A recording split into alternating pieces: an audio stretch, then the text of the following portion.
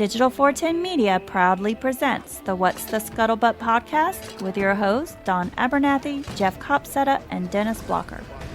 Welcome, everybody, to another episode of the What's the Scuttlebutt podcast, your favorite World War II-based podcast, and we are back, me, Dennis, and a new guest, well, return guest, a guest nonetheless, probably a guest you'll hear the name of more in the future, Mr. Roger Gray, but we will get to Roger here momentarily. Dennis, how you been, friend? Doing good. Doing good. Do me a favor.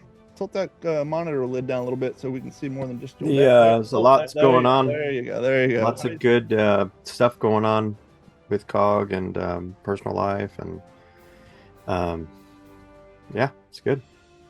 Happy to hear it. Well, since you mentioned COGG, and he's a friend of yours and a member of your organization, why don't you do the esteemed privilege of introducing our guest tonight? Yeah, for sure. Roger Gray's been with us before, and a lot's happened since then. Good stuff.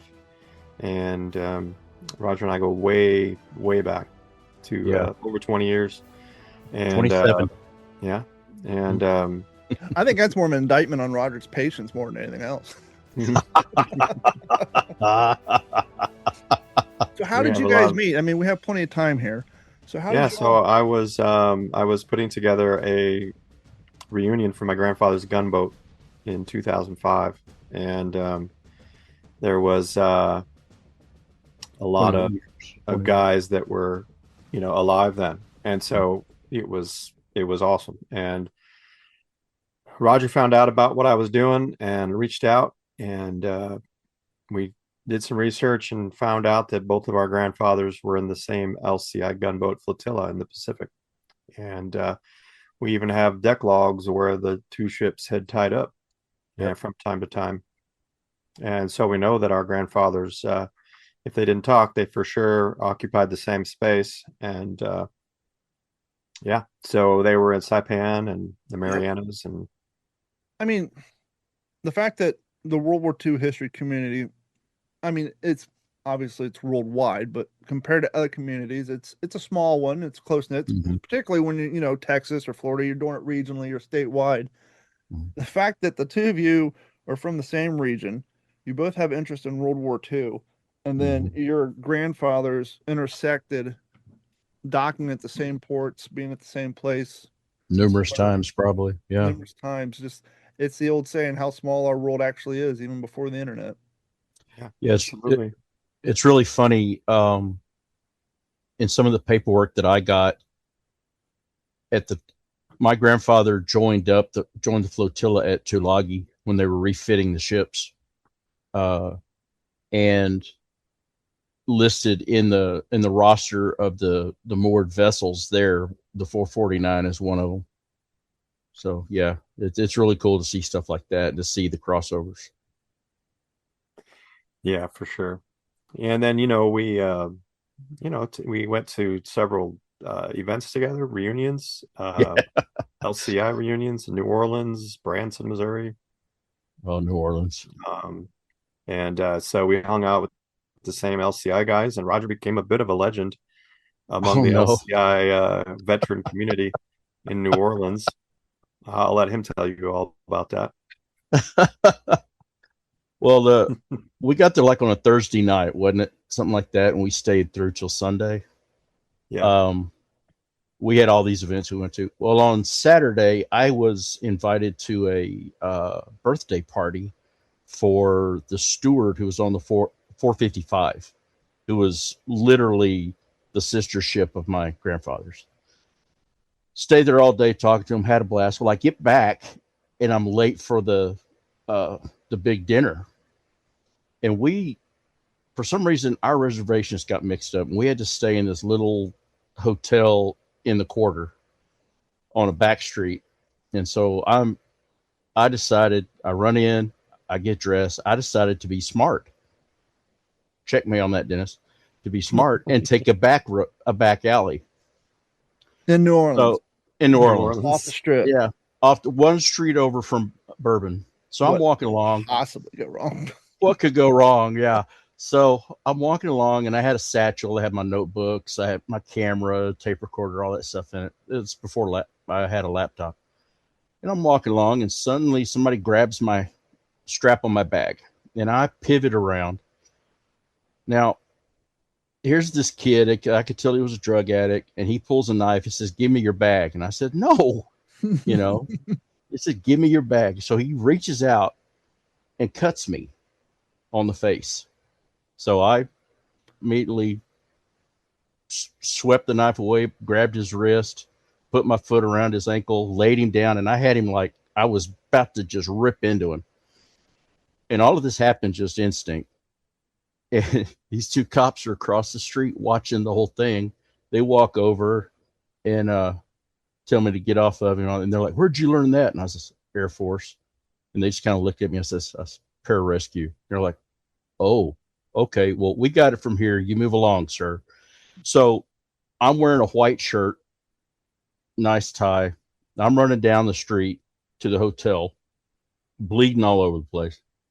And I get to the lobby, and the chaplain for the organization meets me there. He was on the 455 as well, or he was on 456. So he meets me there, and he's like, "What happened? What happened?" So I tell him a roundabout short way. He says, "Okay, I'm going to run up and get a shirt and a tie for you." So he runs up. 15 minutes later, he comes down. I'm in the bathroom changing. I come out, and it's like Buddy Holly stepped out of the airplane. I mean, word travels so fast. I got to the table to eat. I'd missed the meal. There's 7 drinks lined up on the table for me. The waiter comes out with a prime rib, and I'm like, "What's all this?" He says, "You've got quite a following, sir." They were like, for the rest of the evening, they wanted me to tell them all about my brawl with those 27 muggers in the middle of Bourbon Street. You know, There I was. there 2 a.m. Yeah. Thursday. Darkest alley in all of New Orleans. New Orleans, yes. As the wind swept, I could hear the clamor of some empty beer bottles. And then they were half a battalion of crackheads and fiends. Armed with bazookas. And one with a butter knife. One with a butter knife, yeah. Oh, but that's the thing I loved about those. Was the knife a big knife, or was it an old school bone pocket knife like our grandfathers gave us all for Christmas? You know, looking back, I think it was like just a pocket knife, buck knife, or something like that. I really didn't pay attention to it. Gas station throwaway. Yeah, I really didn't pay attention. It all happened like that. You know, my training kicked in, and I just what I want to say that it just proves how great those guys were, that generation. They were just so welcoming to Dennis and I, so supportive. You know, we get birthday cards from them. We get anniversary cards. I had one couple send my daughter and my son a Christmas present.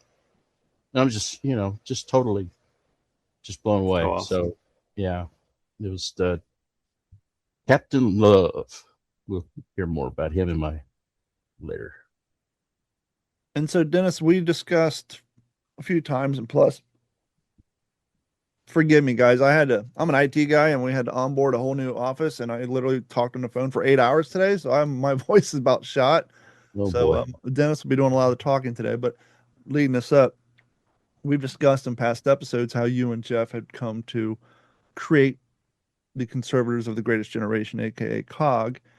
And because you guys weren't trying to just do some Facebook group or some little cool thing between you and Jeff, because you had a vision and you actually wanted to make a legit organization that requires logistics and people and a team and a crew. You need a team and a crew. And so you reached out to like-minded individuals, obviously one of them being Roger. How did that come to be? What's his role? And how are things, pun intended, rolling along for COGG? I was drafted. No, go ahead. Kicking and screaming. Kicking and screaming. There he was with a knife. No, we know if you formed a nonprofit and you've put a lot of time and effort into it, and it's been on your mind for germinating for 20 years almost. And then the time comes when you're going to make it happen. You're very selective on who you want, to be a part of it. I had seen firsthand Roger's electricity that he has with people, that he can just pull people in and talk to them and they just start forming around him. Case in point, I have some great photographs of Roger Saturday at the local San Antonio football team arena team. We had a table set up for COGG, and Roger had a whole family with kids included, just absolutely enraptured with what he was talking about, all gathered around him, the mom, the two daughters. And that's why I remembered Roger, and I was like, man, I want to make sure that Roger has the opportunity to, if he wants it, to be a part of this. And I knew, and specifically that with our main mission being a database project, that's going to require someone who has some people skills and is able to get your vision across to other people with your words and your communication. And Roger's able to do that with voice. He's able to do that with text, with writing. And so it was just a matter of was he going to be willing? And I'll let Roger talk about that. Well, at one point, Dennis and I had thought about starting a program with the LCI Association as the descendants, to keep that going, to honor them that way. And for personal reasons, I had to drop out of that.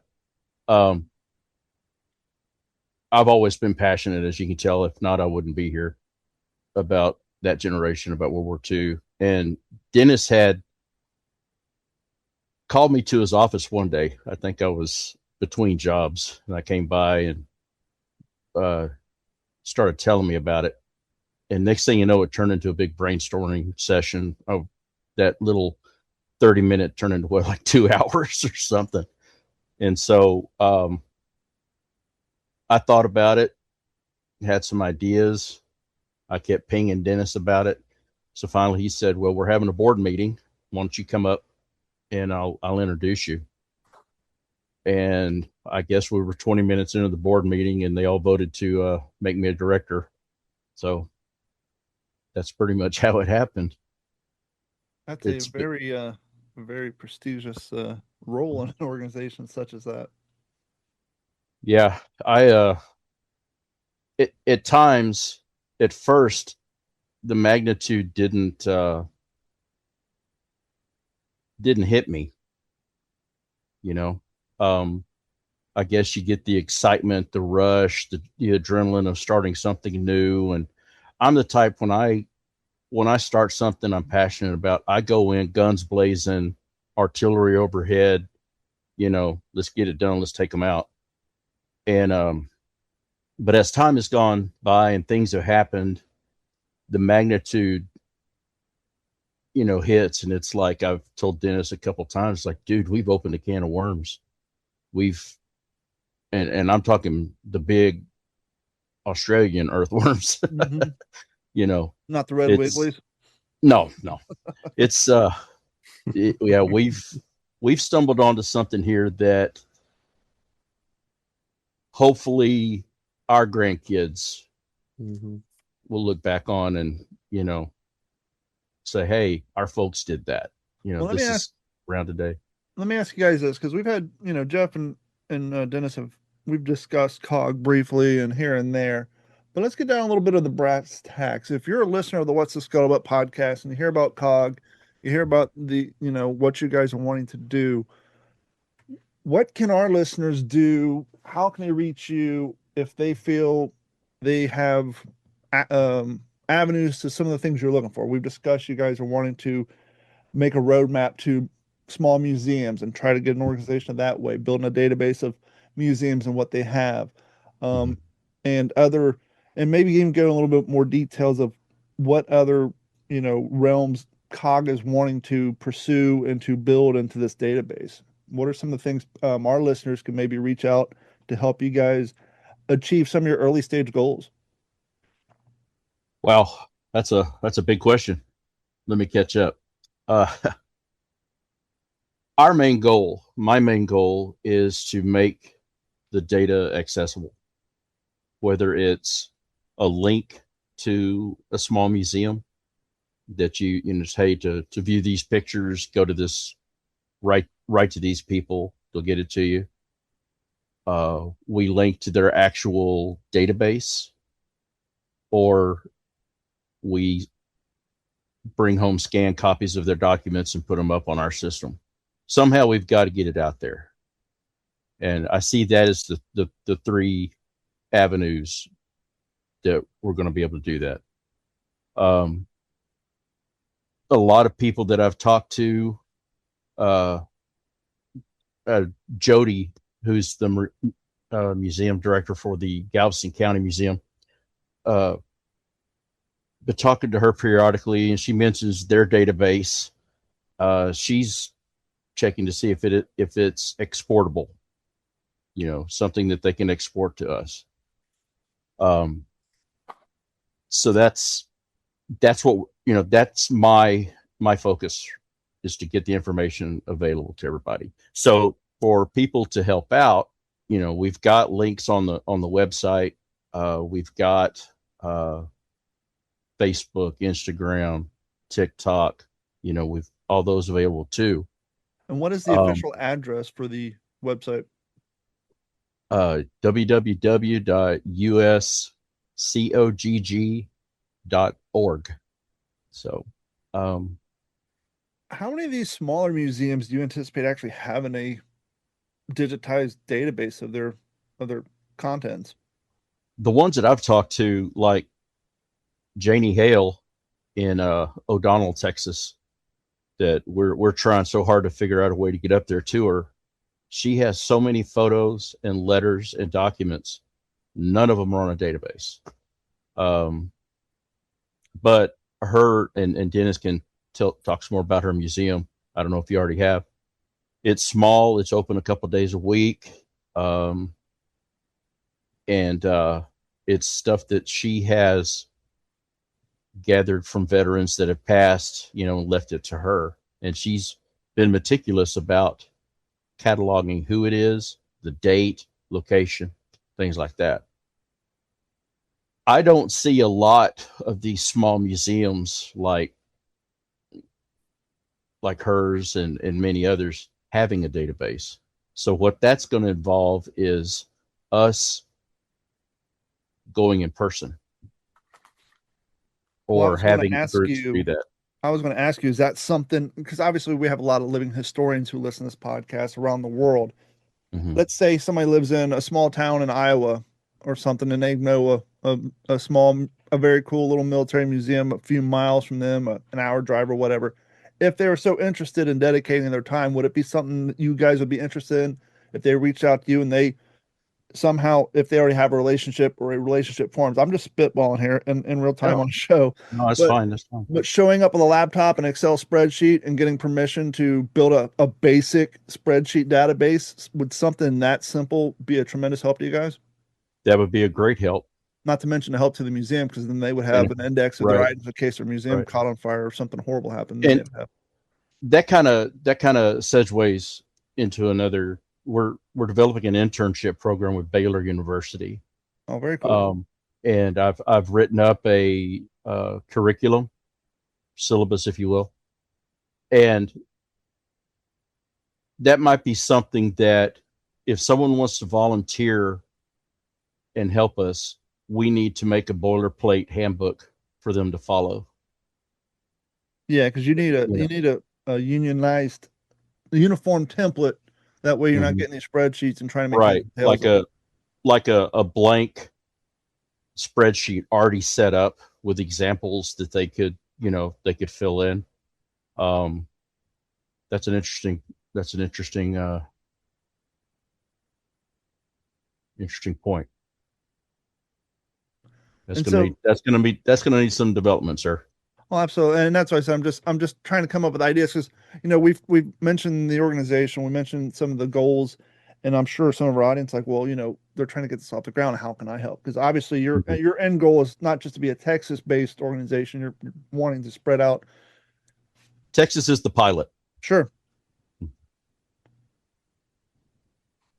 because most of us are here in Texas, Mm-hmm. and luckily, a lot of the small museums, a lot of the state is so veteran oriented. Absolutely. That makes it a little bit easier, especially San Antonio, military city.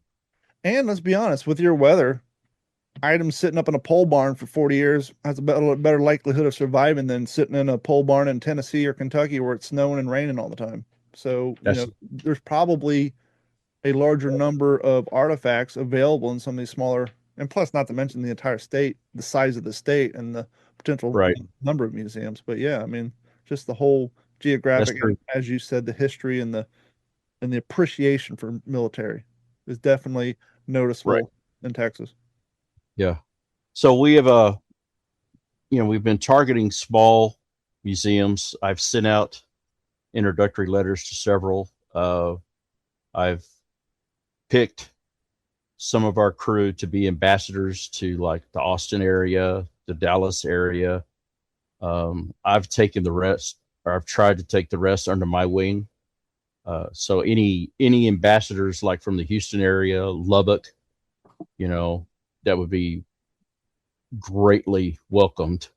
O'Donnell is near Lubbock. That would be greatly welcomed.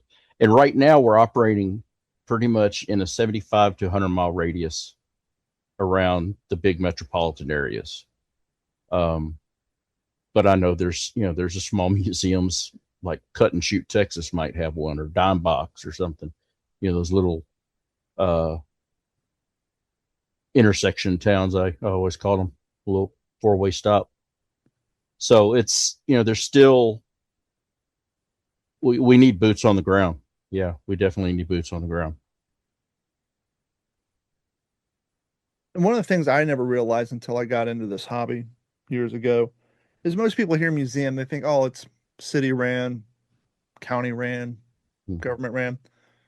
A lot of these, as we were discussing with Tim last week, a lot of these are guys like us whose collection got out of hand, and the wife says, "Yeah, you gotta move it out," and they do, and they're successful with it. But as they start to age out, and they're unable to maintain that because it's just a staff, perhaps him, his wife, or one or two like-minded friends. A lot of these museums don't fade away due to lack of funding. They fade away because the key guy passes away, and then the kids are like, "What do we do with this stuff?" The old joke is, my biggest fear is I'm going to pass away and my wife's going to sell my whatever for what I told her I paid for it. Right. And so there's been so many. We had a great one up here in Florida, out in Lakeland, Florida. Place was beautiful. If you go to my old early World War II pictures on Facebook, you'll see it looks like I'm on a movie set. It's one of those classic old school museums where they have the streets of France and they got the Germans set up in the windows with the MG-42 sitting out, and they got the blinking street light and the rubble everywhere. This place was like that. You'd walk in and Oh, there was wow. the facade of a naval ship, and you see the cargo net hanging down, and you turn around the corner. 5 years later, the guy passes away, and the family's like, "What do we do with the stuff?" And sadly, they liquidated it all. But I know a couple people whose collections boomed. One of my friends basically bought some of the rarest M1 helmets that this place had, and it just, so a lot of that stuff goes to collectors. But sadly, as you guys say, you like to conserve history. Well, when that stuff goes to private collections, no one sees it anymore. That's right. Yeah, there used to be that reminds me. I grew up in the Houston area, was in Galveston a lot, and one of the highlights of my trips to Galveston was a store on the Strand called Colonel Buppy's. It was a 4-story warehouse that was all military surplus, and was there for probably, I think he opened it in the early 70s, and he just recently passed away probably about 15 years ago, and they sold off all this stuff, and it just broke my heart. Broke my heart. So, but he had a lot of museum quality items in there. I would have loved to have gone to that Yeah, liquidation sale. those were the NFS items hanging up on the wall, not for sale. Right. Right. Yeah, that's So, it's hard to find somebody that's got, it's like Roger said, you've got your people that are, super pumped in the beginning, but it's not a race, it's more of a marathon. And so, being able to maintain that discipline, really discipline, and is it in your almost, it's like it's in your DNA or it's not. And sure, yeah. we'll take the help of the flash pans because they'll be good for a couple weeks or a month, and we'll get some great stuff done with them. But we also need the marathon runners, and looking at the projects that we have and the concepts and the different things that we want to do that we've thought up from experience. A lot of it is going to come down to networking. And for instance, in O'Donnell, I really like the idea of O'Donnell because here's this woman who specifically actually fills all of the descriptors that I originally thought when I was describing museums to those that were interested in COGG. I told them it's going to most of these museums we're looking for are pretty much only open 2 times a week. They're almost predominantly 95% of the time staffed by an elderly woman who cares deeply about the history of the area. And they are operating on a shoestring budget, and they have a tip jar that is empty. It's got dust bunnies in it. It may be an upturned beetle. And that's it. And that is exactly O'Donnell. Yeah. And the first place I reached out to was the Jeannie Hale, and then I asked Roger. I was like, "Hey, go ahead and make contact and see what you think." And it turns out that she has this amazing vision. She could see the writing on the wall, and for the last decade, she was getting all the World War II veterans from the county. She was having them write on the back of their photographs information about the photograph. I mean, who does that, right? It's one of anybody who goes to antique shops. You've all seen that stack of photographs, black and whites, that are available for $1. And there are about 10 or 12 in a stack, wrapped in a ribbon, or sometimes in a plastic sheath. And they're $1.50 for 10. And there are actual, real human beings with real lives, real families, real sacrifices, real amazing accomplishments, real failures, real sorrow, and no one knows who they are because no one wrote on the back who's in the picture. And so they end up at an antique shop. Or if they did, it's kind of a reminder note for the person who wrote it. There might be just a date. You're right. And then it's like, well, what does that mean? Trigger their memory, but for the general public, okay, great. So this was 1944. Exactly. So here's Ms. Hale, and she's friggin' cantankerous and getting after it, and she's making all these World War II guys write on the back of these photographs. So evidently, I think it's 1,600, isn't it, Roger? What's the number of photographs she said she has? She told me I think it was higher than that. Okay. I think it was almost like 1,800 photos. And how many of those, Roger, would you estimate have been digitized? None. That's a long exactly. process. So none have been digitized. So is this a project that Ms. Hale is going to do? No. No. She's not going to do it. So, and actually, while we were sitting here, I just had this epiphany that maybe the thing to do is to reach out to churches in the area. That's a good idea. So I just Googled while we were sitting here. I Googled, and there's a First Baptist Church, and they've got a really large congregation, and they're going to know people that are interested. And maybe what we do is this is like real time information for the listeners. Yeah, brainstorm going on here.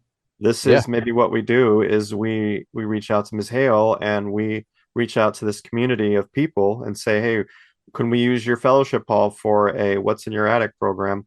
And we have Ms. Hale bring all those pictures to the fellowship hall, and we have 6 long 8-foot tables spread out, and then we have laptops and scanners and digital cameras, and we make a day of it. Maybe that's what we do. So we also have the pizza and coffee.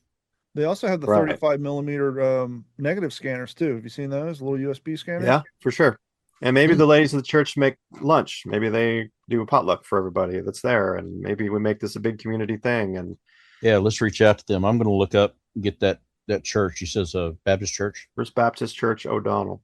And here's another brainstorming, maybe not just for this, but in general. Not all schools, but I know some schools have a community service program, right? Where you put Yeah. an X amount of community service.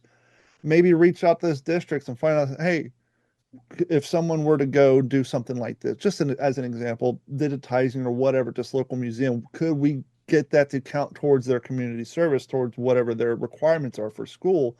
And then that may be a way to, because one of the hard things about this, obviously, like you said, the desire, but for people our age, it's the time, right? We got families, we got full-time jobs. And so if you're able to, get some time from some high school kids who have expendable time, who are, the ones who are college bound, they're looking to pad their college resume, or they got to get those community service hours that their school requires.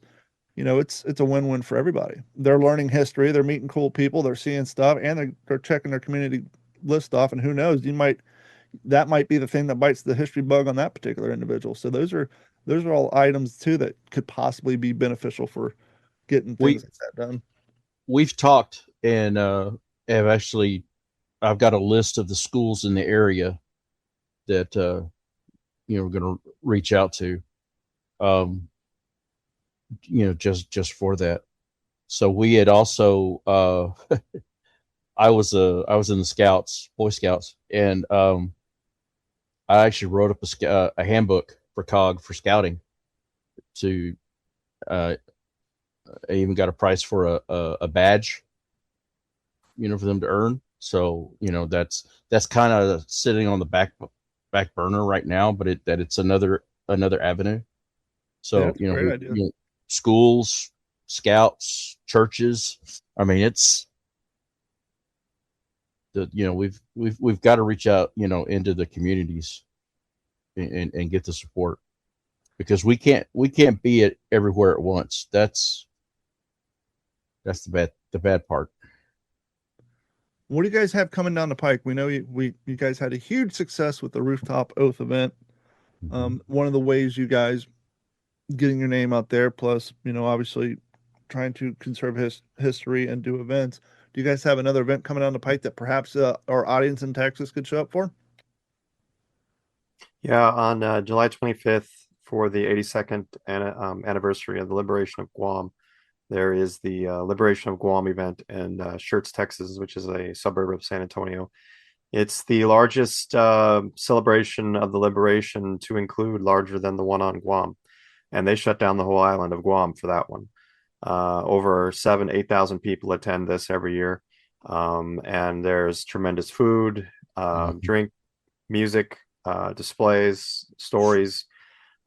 Leading up to it this year, the Library of Congress has sent out a scout for interviewing, and she has got with me, and we got with Lawrence Siderly in the Rooftop Oath, and Debbie Stangoni, his right hand out there, the office building manager. And so they have given the conference room to the interviews for the 21st, 22nd, and 23rd. And so they already have it all mapped out, who's coming in to be interviewed. 95% of them are from Guam, the Chamorros.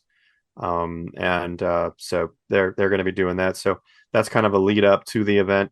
And then, the 25th, it's going to be hot, and, there's nothing we can do about it. You can't blame anybody except the Americans for invading in July. But, yeah. So, at least we can appreciate that Iwo Jima guys did it in February. But, July 21st was Invasion Day, but, Saturday that week is the 25th. So that's that. We just had Roger and I manned a table at the San Antonio Arena football team, the Gunslingers, and got Roger made some great contacts there, and we got to fly the flag and have a table. And I was dressed up as a LCI gunboat sailor with outfit and my steel pot and satchel bag for first aid. And And then Roger was debonair with his looking sharp and talking to everybody. Dressed up like a salesman. Yeah. Bible or vacuum? Probably vacuum. Hoover guy, huh? Jeff's doing No, Kirby. I'm sorry, Kirby. Don't mean to. Kirby. Kirby. Gotta sell Kirby vacuums. Yeah. Hoovers aren't. Those don't last. My brother was a Kirby salesman for like 2 weeks. Jeff's doing a bunch of talks. A lot. I think he's got 4 or 5 lined up within the next couple weeks, month or so. He's talking at Rotary clubs, Lion clubs, this and that, getting the word out. We've got a lot of great contacts from people with special abilities that are really interested, including a web designer who hopped on a meeting with Jeff and I the other day and came up with an amazing concept for the website. And Cool. basically what that's going to look like is the every single item that we have in the Honor Archive logged in, digital photographs, newspaper articles, magazine articles, letters, journals, whatever. If it mentions a place and a date, then it gets a pin on a world map. And the map can be toggled for year. So if you want to see anything that COGG has in 1943, you'll see the world map and it'll have pins. And we got to see it live. We got to see it actually does it. And then if you wanted to see what happened on June 6, 1944, you can see that to date, the actual date. And you'll see that what Red Skelton was entertaining troops in Georgia while guys were heading towards the beaches in Normandy. And you know what I mean? It's so Yeah. Another cool thing that was revealed was that if, for instance, if you were going to write about Normandy for a high school paper or whatever, all you got to do then is you zoom into France like you would Google Earth. You zoom into France, you start at the left where Normandy, the first pins on Normandy, you start there and you just start clicking. And as you're writing in your story, you click a little bit more to the right. You click those pins and you're actually advancing across France with the pins. And it's for your story. And so as you're writing your paper, you're actually able to click and you're getting more and more and more primary sources that are actually complementing as you progress in your writing. It's almost encouraging you to write faster. And so, I mean, that's a freaking dream for historians and students. And every log will have a cite as for the student, so they can click that and they'll be able to cite it. They don't have to look at the Chicago Manual of Style to see what the proper way to. It'll all be set up for them. So it's just a copy paste. And then the idea being that we don't want to take you out of your zone when you're writing. You should be able to write, use a resource, copy paste, keep writing. Don't come out of it. Stay in the zone. Keep going. And stay on the COGG website. Yeah, I haven't seen it yet. I'm anxious to see it. I'm anxious to see that. I'll send that over to you, Roger, afterwards. Yeah, I want to check that out. Actually, Don, I'll send that to you as well, so you can see that. Now I know you guys posted a teaser trailer for your for the documentary for the Rooftop Oak, February 27, correct? Yes. The release date on that. Very cool. Yes. Yeah, that was Nick wanted to make that happen on July 4th, the 250th anniversary. And so he worked hard. He was the guy behind the camera, and Kaylin, his better half. And, they worked really hard to make that happen. And they had computer crashes and the system wasn't accepting. It was just the loads were too high. You know that better than anybody, Don. Mm-hmm. And so he had to switch midstream into a whole new program and learn it. And he did. And, we tweaked it. And one thing that I love working with him is that he can take constructive criticism. He doesn't take it personal. And he's like, yep, please, thank you. Let's make this better. And man, the last one was really great. It's really great. So we're excited because, actually, Don, you yourself will probably will absolutely be in the documentary. Of course, Roger will be. Roger was interviewed for it. So the teaser is absolutely that. It's just a teaser. There are so many people that have been interviewed that have very unique perspectives on the Rooftop Oath event. And Nick today was telling me about in October, he's going down to West Dakota to interview Andrew Bohr, who was the historian. I heard today from Andrew. He was super excited that his book is done and it's going to be going to the publishers. And I think he said September release. Yeah. So he's very excited. We're very, very proud of him. So, you know, it's interesting in that forming COGG and operating COGG, just the short time we've fulfilled so many missions already. And just by being us, and I'm not saying that out of pride, it's just by being who we are, we fulfilled missions.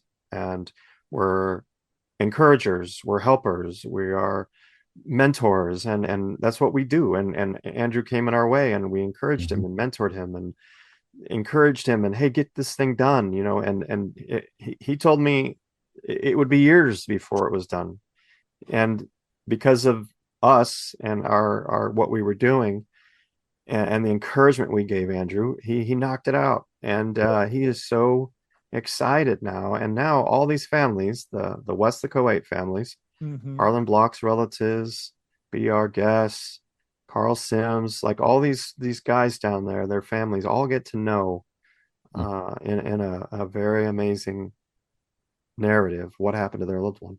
And that's just one of COGG's things, encouraging upcoming authors, not making them not charging them to speak with us, you know, but welcoming, and let's nurture you along here. It's good stuff. Yeah, that was one of the big points that in our initial conversation with Dennis and I that was brought up, was that it would be good to have a way to set up connections with established authors, historians, with up and coming historians, authors, you know, to develop some kind of linkage that they can go through to meet those people and, you know, get help. So, you know, we can do that. And Roger, I think in that vein, I really see a couple years from now, our annual event is like a 3-day event, and we have guest speakers, and maybe that's something we do. Maybe we have a famous author come, and he does a clinic on writing nonfiction and how to keep people's attention. And we have these young historians and young World War II enthusiasts who love it. Come, and they bring a notebook or they bring their tape recorder. That's aging myself. They bring their your quill. They wheel up in their wheelchair with their tape recorder. They bring their reel to reel. And well, I think another interesting thing about COGG is you guys, you know, the whole concept of the museum, the digital database is fantastic, the awesomeness of the website, but you guys are also encouraging and providing a path for people to do boots on the ground research. We've all, you know, we've all have great colored books. We all have our favorite website. There's nothing like either putting your hands on it or seeing it 2 inches away from you behind a sheet of glass. And it's like, definitely. I never realized that little interest. And they each have their own smell. They have their own smell. Those places. Yeah. You can smell the history, and that is the truest form, especially military gear. And I remember, I think season 2 of American Pickers, because I've seen every episode. Mike Wolf, you know, lady kind of gave him a weird look. He was in the attic and he put his face in it, big whiff, and he said, he's like, the easiest way to tell reproduction from original is the smell, especially when it comes to military equipment because of the oils and the waterproofing they used back then. A lot of stuff you can't use a modern day gear because the EPA won't allow you to. And the biggest way you can tell, like here, Texas, I'm sure is the same way because you guys have hot and sun. Florida for sure. You'll see the reenactors who have the reproduction haversacks and musette bags on. After about 2 years, they're almost Crayola yellow. When they're walking next to the guy who has the original gear that's 80 years old, it's still the khaki brown because it doesn't fade because of the chemicals they used back then. You know, you can definitely, I have an e-tool cover that's reproduction that I'll put on the back of my when I do living history events at museums, I'll pull out my original gear. If I'm rolling around in the field somewhere, I'm going to use my reproduction, but I don't have an original e-tool cover, so I'll use my reproduction. But the color difference isn't, if you look at the back of it where the sun will hit, it matches, but you flip it down, it's almost Crayola yellow because the sun just bleaches it all out. So we had a real world event today that kind of just happened at my lunch break. Kind of really reinforced the importance of COGG's mission. I was reflecting on driving up to Decatur, Texas, which is about a 5-hour drive from San Antonio. I went up there specifically to research the steward's mate, Raphael Johnson, my grandfather's gunboat. He was from Decatur. And so I went up there. I went to their historical society. And interestingly, it used to be a Baptist seminary. And one of the Baptist legends, John R. Rice, actually went to school there. And it's this just amazing, gorgeous 4-story building. Looks like a castle almost. And but it's the Historical Society for Wise County. And walking up the steps, and you walk in, and there's a stagecoach there inside when you first walk in. There's all this great stuff. It smells like a museum. And there's that elderly lady behind the desk sitting there. And I had a really great experience there. They were very helpful, pointed me in the right direction. It led me to Leeds, led me to Miss Janet Miner, who actually knew Raphael Johnson. So I was able to interview her, and that's a whole nother story, but a really good story. But that all came because of the help that I had from there. So today at lunch, I was thinking about, if we're gonna get grants, and we're gonna need to show that we are doing what we say we want to do. Not just, we can't keep showing concept art to people and to institutions. We need to have proof, right? Proof of concept. So I always say that all the time. So I thought, well, let me look into that one, because I was there. Maybe that's an in, since I was there and I remembered it. So I go on there to their website, and the first caveat I see is, we're so sorry if you are looking for collections that were not digitized since our big fire. And I'm like, what? So I Google Wise County Historical Society fire, and it says 2023, the Wise County Historical Building burned to the ground. So I click on it for images, and sure enough, the only thing left is the foundation and the outer walls, the skeleton, right? All the content inside is gone. So, it's like it hit me hard today, because I walked up those steps. I stepped inside there. I researched Raphael Johnson there. And it really showed that COGG's mission is vital. And we have got to, and I know that we're really just focused on World War II history and all that, and that's always going to be our focus.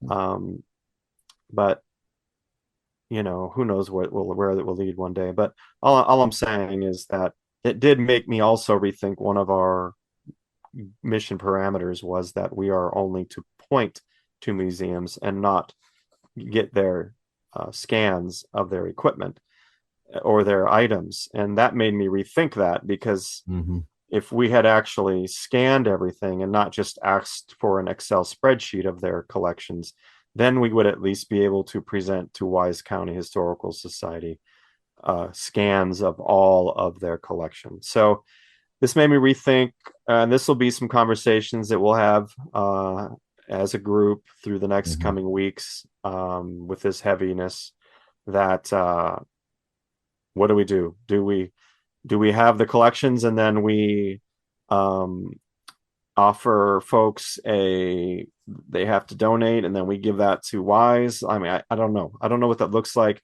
I still want to point back to Wise County as an example, because I want them to feel the people reaching out, because that's encouraging. If you're sitting in that building all the time and there's no traffic, the phone's not ringing, the emails aren't, there's no traffic, and all of a sudden this nonprofit starts, and now you're getting requests across the country for items that you have. So I really want to do that. But maybe what we do is we just say, look, we will scan everything you have because we want you to be able to provide people that call for research.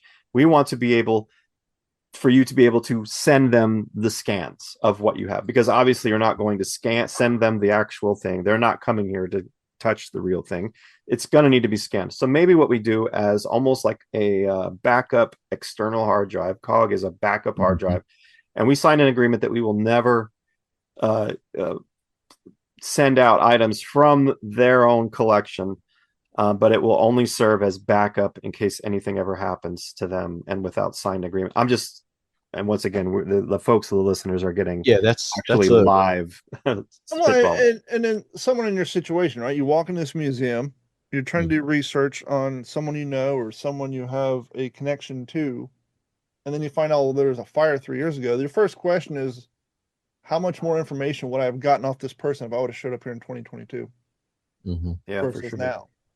And what if someone would have showed up here in 2022 to help them catalog this stuff and digitize this stuff or whatever, conserve the history and preserve for that matter. Yeah, there have been many people that I've talked to, even this weekend at the game. It came up. They're like, well, I have all these photos that were my grandfather's, and that comes back to, okay, do we take their photos? Do we scan their photos? What do we do? A lot of people are at the point now that their loved one, their World War II era veteran is gone, and they're left with these items and they really don't know what they want to do with them. I think the answer to that would be to help facilitate them to that decision. And I think a cool solution, if they say, hey, this stuff's cool, we love grandfather, but if for some reason they want to offboard it or relocate it, I think the default answer is, where was he born? Where did he grow up? Let's see if there's any museums there who would be interested in this stuff. Let's digitize it before it goes and send it home, proverbially, right? My grandfather's from Richwood, Kentucky. It'd be cool if I had stuff like that. Sadly, I don't. But if I were someone, it's a little non sequitur, but whatever. One of the things that used to drive me crazy about Pawn Stars. Hey, here's my grandfather's pilot bomber jacket. We loved him so. Yeah, I'll take $150 for it. Here you go. Yeah. You had this great love and admiration for this grandfather who raised you through the hardest times, but you're going to sell the last artifact you have to some guy on TV for $150. So I think it would be cool in that particular situation. Where's your grandfather from? Let's obviously digitize the stuff, but let's see if there's either a local county museum or even a state museum who may be interested, to have artifacts from, the son of Kentucky, Richwood or whatever. And that would be kind of a cool thing to help facilitate, because they won't contact his museums. And hell, a few years from now, you guys might hopefully have such a big network, you may already have a contact in a museum close to that area who could help facilitate and find a home for those items. Yeah, that's kind of that kind of alludes to another point in this. Jody, who is she's head of the museum for the Galveston County Museum. In our initial letter, I told her that my grandfather was born in Galveston. Got the Navy Cross. So in each of her emails, she asked me, send me some pictures of him. Send me, because they want to do a little cameo there of him. So that's along the same vein there. That's a really good idea. I'm taking notes while we're talking. Cool. Well, before we wrap up, where can people find information on COGG? We know you got a YouTube page coming out. Obviously, probably the main landing page would be the homepage, correct? But you guys are also on Facebook and Instagram? Yeah, sure. Conservators, the Greatest Generation on Facebook. Do you have a easy to remember contact email if someone were to say maybe perhaps have a relationship with a museum and they perhaps would be interested in trying to, help get your all communication line in there? COGG, COGG.service cogg@gmail.com. Or you can send to mine, cogg.roger@gmail.com. Either one of those. Fantastic. Roger, thank you so much for joining us tonight. Dennis, has been a pleasure as always. And everybody else, thank you. Please head over to whatsthescuttlebutt.com or WTSPWorldWar2.com. We're really bad at self-promotion here, but we do sell t-shirts. We do sell hats, as you can see. So if you click on the merch link, you can pick up shirts. We got a new vendor, hats, coffee mugs. Head over to youtube.com, look for the What's the Scuttlebutt YouTube page. And as always, you can find our content as well on D410 Media and at WTSP World War II Instagram. For myself, Dennis, Roger, and Jeff, thank you guys so much, and we'll talk to you all next week. This has been a Digital 410 production.